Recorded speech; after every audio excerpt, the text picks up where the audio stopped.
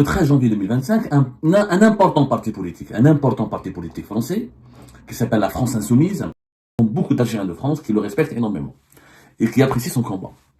Moi, je voulais lui dire, si la France elle est insoumise, pourquoi l'Algérie devrait l'être? Elle dénonce les attaques contre la communauté maghrébine, elle dénonce l'islamophobie.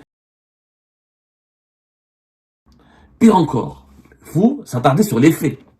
Je pense que malheureusement, ce que beaucoup de partisans de la gauche française ne sont malheureusement pas assez honnêtes parce qu'ils ne regardent pas les faits. L'escalade entre l'Algérie et la France, elle a commencé quand?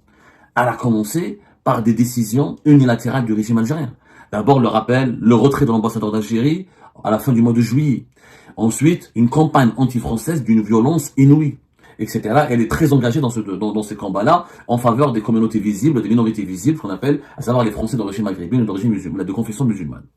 C'est extrêmement honorable et c'est noble de la part de la France insoumise. Sauf que quand je lis ce communiqué, qui a été récupéré beaucoup par le régime algérien, il y a une condamnation ferme et très violente des dérives des autorités françaises, mais il n'y a pas une condamnation ferme et très violente aussi des dérives du régime algérien. La seule phrase, c'est les propos, s'ils sont confirmés de M. Douanem, ces propos sont appelant la violence, notamment contre un opposant au régime algérien, sont inacceptables. Mais ils ne peuvent conduire à le priver, à priver de mise en cause de ses droits. En d'autres circonstances, la France doit être respectueuse des droits des personnes. C'est la seule phrase où on parle du régime algérien. C'est-à-dire que la France insoumise elle condamne les propos de s'ils sont confirmés, de cet influenceur qui appelle au meurtre contre un opposant au régime algérien. C'est la seule phrase où le régime algérien est cité. J'ai beaucoup réfléchi avant de faire cette émission, cette vidéo, mais j'estime qu'elle était juste, elle était nécessaire, parce que je voulais l'adresser à M. Mélenchon, pour lequel j'ai énormément de respect, comme beaucoup d'Algériens de France qui le respectent énormément, et qui apprécient son combat. Moi, je voulais lui dire, si la France elle est insoumise, pourquoi l'Algérie devrait l'être? Autrement dit, je suis tout à fait d'accord avec lui s'il veut dénoncer les dérives irresponsables et abjectes, comme il appelle de certains responsables de l'État français, qui nourrissent une certaine agressivité, qu'il estime lui-même ou son parti, je parle de la France insoumise, injustifiée à l'égard de l'Algérie. Ceci dit, j'aurais aimé, moi en tant qu'opposant algérien, en tant que réfugié politique algérien, en tant que journaliste algérien condamné à mort, et dont le régime algérien a kidnappé ses enfants depuis pratiquement 5 ans, j'aurais aimé une forme de solidarité, une forme de objectivité, je dirais même pas la solidarité, de l'objectivité et de l'impartialité, encore plus d'impartialité, une forme de dénonciation, de justice, voilà, même pas de dénonciation, de justice à l'égard du régime algérien. Quand on parle d'escalade, il faut que M. Mélenchon et ses amis soient honnêtes. Ce n'est pas la France qui est uniquement responsable de l'escalade actuelle dans les relations algéro-françaises. Le régime algérien n'est pas suffisamment ciblé dans cette dénonciation faite dans ce dernier communiqué, dans cette dernière lettre de la France insoumise. On parle du dérive d'un influenceur, mais on ne parle pas des dérives du régime. Ces influenceurs sont proches du régime algérien. Ils appellent à perpétuer ce régime. Ils appellent à le renforcer, à le légitimer et à écraser et tuer ses opposants. Pire encore, il faut s'attarder sur les faits. Je pense que malheureusement, ce que beaucoup de partisans de la gauche française ne sont malheureusement pas assez honnêtes parce qu'ils ne regardent pas les faits. L'escalade entre l'Algérie et la France, elle a commencé quand? Elle a commencé par des décisions unilatérales du régime algérien. D'abord, le rappel, le retrait de l'ambassadeur d'Algérie à la fin du mois de juillet. Ensuite, une campagne anti-française d'une violence inouïe.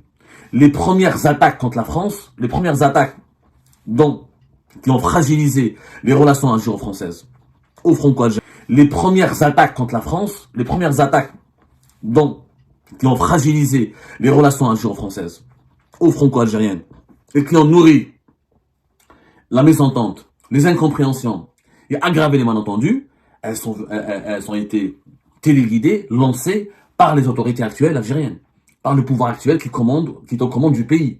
Rappelons-nous, après l'arrestation de Boualem Sansal, c'est quand même un organe public médiatique algérien, du pouvoir algérien, du gouvernement algérien, qui le 22 novembre a traité la France de macronito-sioniste. Et il a, rappelez-vous, allez-y lire la PS. Moi, j'aimerais bien que la gauche, que la France insoumise, s'attarde juste sur les faits. Les faits, uniquement les faits. Qu'est-ce qui a été écrit le 22 novembre 2024 par la PS sur la France et les autorités françaises? La violence. On parle de haine, on parle de lobby, on parle de beauté anti-algérien, ils s'en prennent à des personnalités politiques françaises, ils citent des noms, Il compare Benjamin Netanyahu à Emmanuel Macron et à des autres politiciens français. Il s'attaque au président français Emmanuel Macron. Il le tourne en dérision. Il tourne en dérision la situation politique en France. C'est l'APS qui a commencé, c'est pas l'AFP. L'APS est un organe gouvernemental algérien. Quand un organe gouvernemental traite ou critique et fait preuve de propos très violents à l'égard d'un pays, c'est pas un média privé algérien. Un média privé, un média indépendant, une agence de presse indépendante, elle a le droit de faire ses éditos, de publier ce qu'elle veut. Elle n'engage pas la parole de l'État. Mais un organe public, c'est comme si demain France 24 ou France 2, le service public ou France 5 vont publier des éditos extrêmement violents contre Tebboune, contre les Chengaleh, contre les hauts responsables du régime algérien. Quelle aurait été la réaction de l'Algérie? Est-ce que ça, c'est pas une escalade? Quand l'APS publie un éditorial, une dépêche, où elle traite de sioniste et elle met pratiquement sur le même pied d'égalité Benjamin Netanyahu, un criminel de guerre, que le président français Emmanuel Macron et un certain nombre de ses politiciens, de personnalités politiques ou dirigeants politiques de l'État français. Est-ce que c'est pas une dérive? Est-ce que c'est pas une escalade? J'aimerais bien que la France Insoumise nous réponde. J'aimerais bien que la France Insoumise nous réponde, est-ce que c'est pas une escalade quand le 9 ou le 7 décembre 2024, le 1TV, ou le Canal Algérie, ou les télévisions étatiques Algérie 24 News ont diffusé un documentaire, c'est le 7 décembre 2024, dans lequel un jeune ancien terroriste, prétendument ancien terroriste, accuse sans preuve, sans donner la parole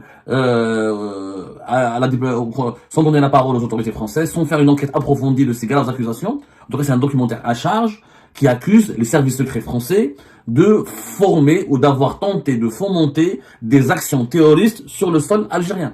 Il parle de barbouzerie française. C'est des télévisions publiques algériennes. Ça s'est passé le 7 décembre. Ça, à l'époque, il n'y avait pas encore Bruno Retailleau. Bruno Retailleau ne parlait pas. Il n'y avait pas encore les arrestations des influenceurs. Je vous fais la chronologie des faits. Le 7 décembre 2024. Barbouzerie française, complot des services secrets français, des espions français en Algérie, tentative de former des groupes armés sur le sol algérien. Est-ce que ça, c'est pas une escalade?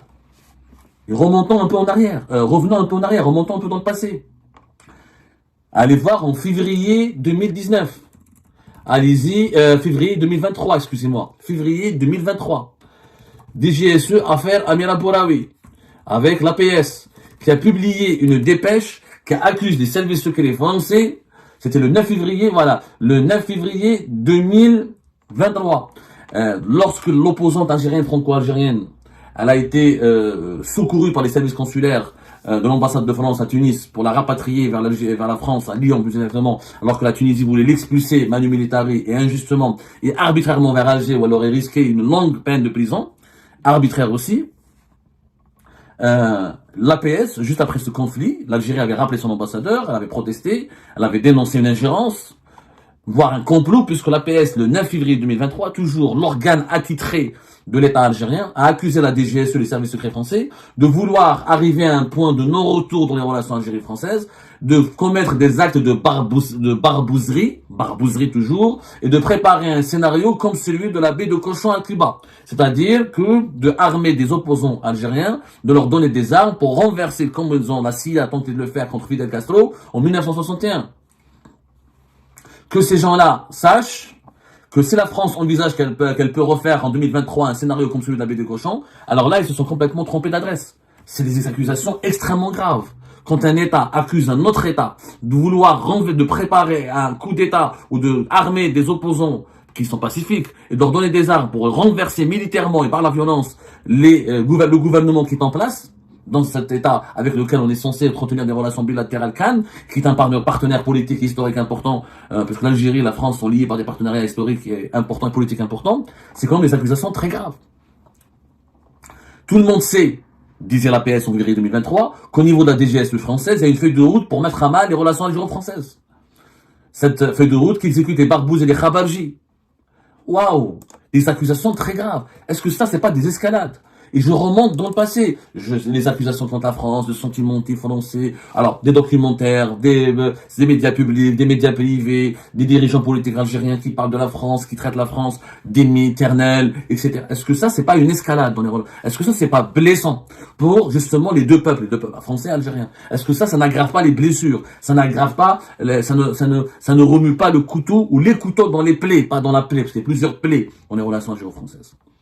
Moi, j'aurais aimé que la gauche en France, que les partis politiques en France, lorsqu'ils veulent se distinguer, se démarquer de la droite dure ou de l'extrême droite, ce qui est absolument une noble mission de leur part, qu'ils soient aussi objectifs, qu'ils dénoncent avec autant de véhémence les dérives de la droite dure, de la droite extrême dure, ou la droite dure française ou de l'extrême droite française, que les dérives du régime algérien. Le régime algérien est en partie grandement responsable de la crise actuelle.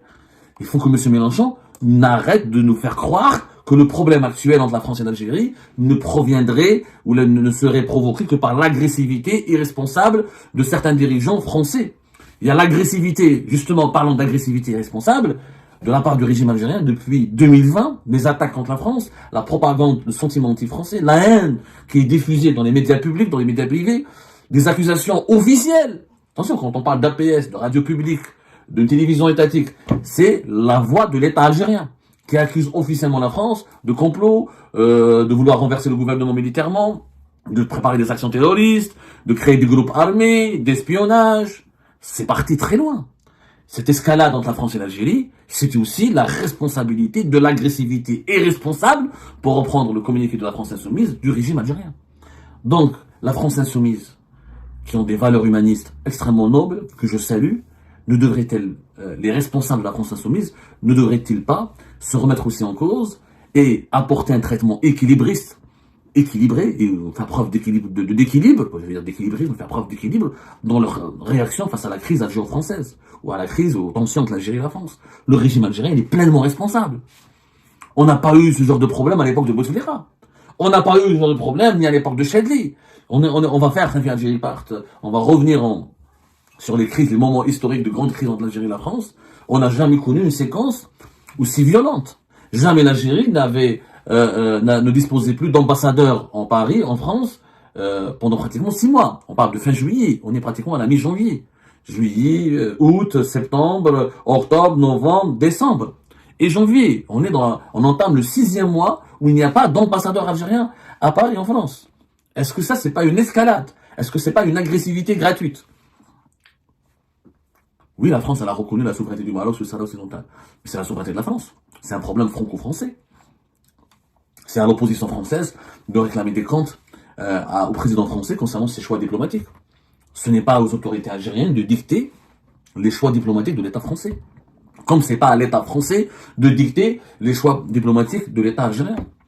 Je trouve que malheureusement, l'Algérie est piégée aujourd'hui en France dans les querelles politiques entre les différentes tendances et les différents mouvements de politique en France, et qu'ils ont tous tendance à oublier qu'en Algérie, il y a un peuple, que ce peuple veut la démocratie, qu'il ne veut pas aller en prison pour un commentaire sur les réseaux sociaux, qu'il en a marre de subir la répression, qu'il en a marre de subir la persécution, et la France Insoumise, elle est bien placée pour le savoir. Parce que je rappelle qu'en octobre 2019, Mathilde Panot, qui est l'une des députées les plus connues du groupe de la France Insoumise, parlementaire française, elle était venue à l'époque en Algérie, elle avait été arrêtée et expulsée du territoire algérien par les autorités algériennes parce qu'elle est venue découvrir le Hirak et elle a voulu exprimer son soutien au Hirak. J'aurais aimé que ce soutien au Hirak, que ce soutien aux aspirations légitimes du peuple algérien à être libre, à être indépendant, à disposer de son propre sort, à ne pas subir la violence, à ne pas subir les arrestations, à ne pas subir la persécution, à ne pas subir les dérives d'une justice arbitraire, soit citée, soit écrite, soit clairement dite et exprimée dans le communiqué, dans la lettre dans le communiqué de la France Insoumise. La France Insoumise, c'est un très joli slogan, mais l'Algérie ne devrait pas être aussi soumise. Nous aussi, on aimerait bien avoir l'Algérie insoumise. Nous aussi, on a le droit de vivre paisiblement dans notre pays sans subir l'agressivité irresponsable du régime algérien.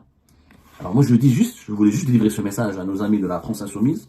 Oui, c'est votre droit, c'est même noble de votre part de dénoncer l'extrême droite française et les partisans de la droite dure, peut-être qui manifestent une certaine hostilité excessive à l'égard de l'Algérie tout court, en tant que pays, pas en tant que système politique.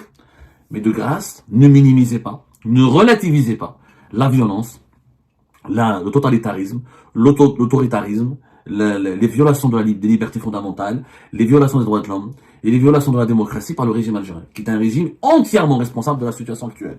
C'est lui qui a commencé à alimenter une campagne anti-française d'une violence inouïe, par les canaux officiels de l'État. On ne serait jamais arrivé à cette situation s'il n'y avait pas cette campagne de haine contre la France, cette instrumentalisation des tensions avec la France pour détourner l'attention de la population algérienne sur les problèmes internes de leur pays, on ne serait jamais arrivé à ce stade de tension, à ce stade de crise avec la France. Il faut être maintenant honnête, il faut être objectif. La France, les extrémistes en France ne sont pas les seuls responsables de l'escalade entre les deux pays. Et l'escalade, les manœuvres d'escalade, les manœuvres de violence qui ont été lancées par le régime algérien sont les principaux facteurs des tensions que nous subissons aujourd'hui et qui ne cessent de dégénérer parce que justement, il n'y a pas une volonté de revenir à la raison en Algérie. C'est-à-dire que on n'a pas aimé le choix diplomatique de la France de se ranger du côté du Maroc. La vie continue.